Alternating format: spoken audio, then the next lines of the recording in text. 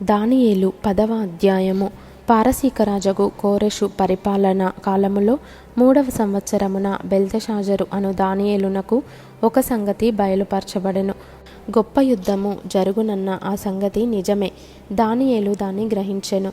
అది దర్శనము వలన అతనికి తెలిసినదాయెను. ఆ దినములయందు దానియేలను నేను 3 వారములు దుఃఖప్రాప్తుడనైతిని. 3 వారములు గడుచు వరకు నేను సంతోషముగా భోజనము చేయలేక యుంటిని. మాంసము గాని ద్రాక్షరసము గాని నా నోటిలోనికి రాలేదు. స్నానాభిషేకములను చేసుకొనలేదు. మొదటి నెల 24వ తేదీ నేను హిద్దెకెలను గొప్ప నది తీరమున ఉంటిని. నేను కన్నులెత్తి చూడగా నారబట్టలు ధరించుకున్న ఒకడు కనబడెను. అతడు నడుమున మేలిమి బంగారు నడికట్టు కట్టుకొని ఉండెను. అతని శరీరము రక్తవర్ణపు రాతి వంటిది. అతని ముఖము మెరుపు వలె ఉండెను.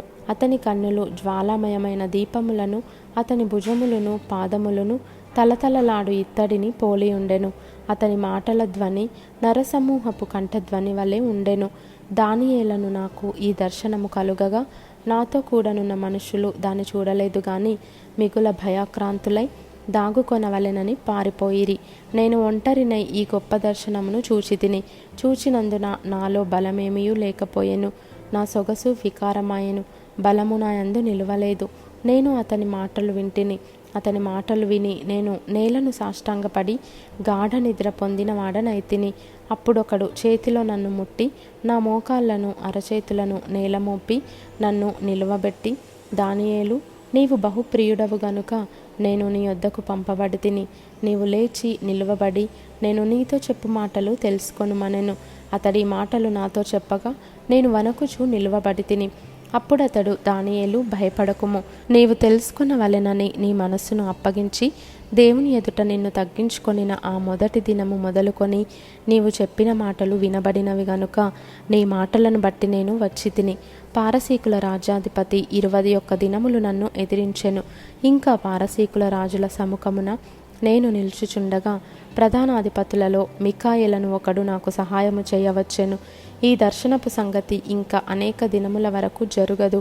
అయితే దినముల అంతమందు నీ జనమునకు సంభవింపబోవు ఈ సంగతిని నీకు తెలియజేయవచ్చితినని అతడు నాతో చెప్పెను. అతడి మాటలు నాతో చెప్పగా నేను నా ముఖము నేలకు వంచుకొని మౌనినైతిని. అప్పుడు నరస్వరూపియగు ఒకడు నా పెదవులను ముట్టగా నేను నోరు తెరచి నా ఎదుట నిలిచియున్న వానితో ఇట్లంటిని, నా ఏలినవాడా, ఈ దర్శనము వలన నాకు వేదన కలిగినందున నా బలము తొలగిపోయెను. నా ఏలినవాని దాసుడనైన నేను నా ఏలినవాని ఎదుట ఏలాగున మాటలాడుదును? నా బలము తొలగిపోయెను. ఊపిరి విడువలేకయున్నానని చెప్పగా అతడు మరలా నన్ను ముట్టి నన్ను బలపరచి, నీవు బహుప్రియుడవు, భయపడకుము, నీకు శుభమవునుగాక, ధైర్యము తెచ్చుకొమ్మని నాతో చెప్పెను.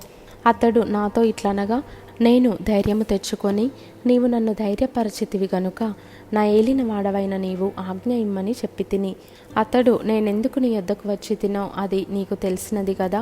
నేను పారసీకుడగు అధిపతితో యుద్ధము చేయుటకు మరలా పోయేదను. నేను బయలుదేరుచుండగానే గ్రేకేయుల దేశము యొక్క అధిపతి వచ్చును. అయితే సత్యగ్రంథమందు వ్రాసినది నీతో చెప్పెదను. మీ అధిపతియగు మిఖాయేలుగాక ఈ సంగతులను గూర్చి నా పక్షముగా నిలువ తెగించిన వాడొకడును లేడు.